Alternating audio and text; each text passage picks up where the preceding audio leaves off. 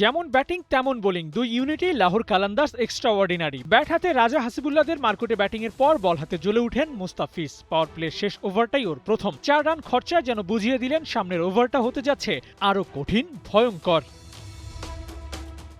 ইনিংসের অষ্টম ওভারে আবারও ফিজের হাতে বল তুলে দিলেন শাহিন। এবার আর ব্যাটারকে সুযোগ দিলেন না। ওভারের 5 বলে সিঙ্গেল নিতে দিলেও শেষ বলে পাতলেন ফাঁদ। ফিজের সেই স্লোয়ারের ফাঁদে পড়ে ক্যাচ তুলে বিদায় নেন ইরফান খান। ততক্ষণে কাটার মাস্টারের মুখে হাসি, আর কমবক্সে ওকে নিয়ে কত কথা। এই ফিজকে বিশ্বাস করতে পারেন, ওর বোলিং নাকি মুত্তিয়া মুরালির মতো, এমন কথায় রমিজ রাজা ওকে ভাসাচ্ছিলেন প্রশংসায়।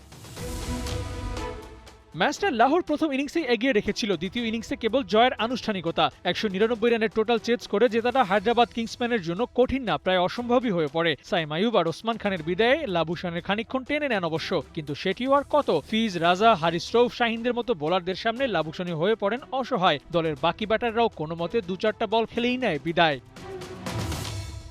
স্কোর বোর্ডে টার্গেটটা বড়, কিন্তু হায়দ্রাবাদের হাতে নেই উইকেট। কোনো মতে বল শেষ করতে পারলেই হয়, সেই চেষ্টাই যেন করছিলেন মোহাম্মদ আলীরা। আর তখনই আসেন মোস্তাফিজ। স্লোয়ার বিশা টেলেন্ডারদের ধৈর্যের পরীক্ষাও নিচ্ছিলেন ফিজ। যেন কাটার মাস্টারের ওভারটা শেষ হলেই ওরা বাঁচে। পুরো ম্যাচ জুড়ে এমনই বোলিং করেছিলেন ফিজ।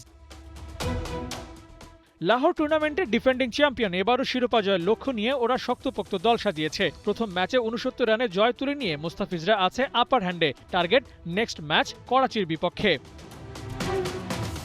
আবু নাইম, 71।